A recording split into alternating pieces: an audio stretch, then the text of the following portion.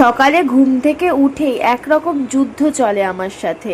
এই ঘর পরিষ্কার, ঘর মোছা, তারপর আজ হচ্ছে বৃহস্পতিবার, আজ একটু আলাদাই চাপে আছি। তো সকাল সকাল ঘুম থেকে উঠে আমার প্রতিদিন একটা কাজই থাকে, জানালাটা খোলা। জানালা খুলে খানিকক্ষণ ওই 5-7 মিনিট একটু দাঁড়াই, বাইরের যে আবহাওয়া, রোদ, ওগুলো আমার খুব ভালো লাগে দেখতে। তারপর ঝাড়ু হাতে চলে আসি ঘরে, বাসি ঘর ঝাড় দেবো। এটা আমার নয়, প্রত্যেক গৃহবধূরই এটা প্রথম কাজ হয় যে বাসি ঘরটা ঝাড় দেওয়া। তো সকালবেলায় আমি ঘর ঝাড় দিয়ে একদম মুছে নিই, তাহলে কি হয় আমার আর রান্নার পরে ঘর মোছা বা এগুলোর কোনো হ্যাপা থাকে না। যে কারণে আমি এই যে দেখো সকালবেলা উঠে ঝাড় দিই।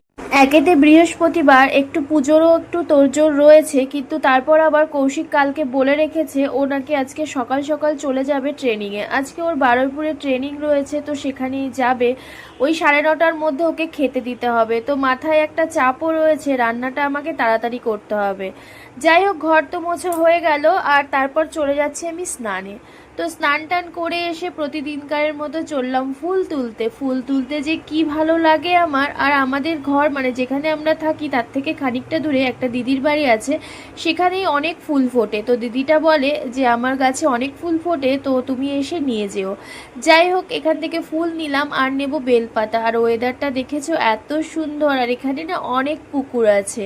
তো পুকুর পাড়েই একটা বেল গাছ, তো বেল গাছের থেকেই বেলপাতাটা নিয়ে নেব। আমি সোমবার বৃহস্পতিবার হলে এখান থেকেই বেলপাতা নিয়ে যাই। তো চলো বেলপাতা তুলে নিই। আর বেল গাছটায় দেখেছো হাওয়া হাওয়া দেখেই বুঝতে পারছো কি সুন্দর হাওয়া বইছে। আর দেখো এই যে ফুল বেলপাতা দিয়ে একদম এক সাজি, প্রত্যেক বাড়ির বউয়ের মতো আমিও বসে পড়েছি একদম লক্ষ্মী মায়ের পুজো দিতে। তো নিজের ঘর সংসার নিজেকেই তো সামলাতে হয়।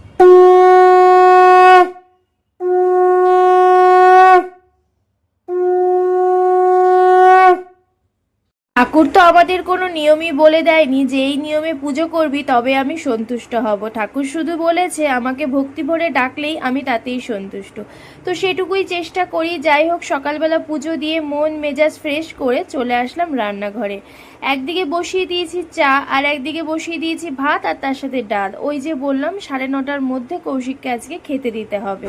যদিও বেশি কিছু রান্না করব না, তার কারণ কৌশিক সকালে একদমই খেতে পারে না। তাও যদি 11টার দিকে হয় ও মোটামুটি খেয়ে যেতে পারে, কিন্তু এত সকালে ও জানি বেশি কিছু খাবে না। আগেই বলে দিয়েছিল সেদ্ধ ভাত করতে, কিন্তু সেদ্ধ ভাত দিতে কেমন লাগে।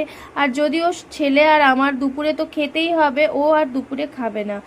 তারপরে ওই যে ডাল বসিয়ে দিলাম, মটর ডাল বসিয়েছি, চালতা রয়েছে ঘরে, তো চালতা দিয়েই করব মটর ডাল। তার আগে এই যে চা হয়ে গেছে।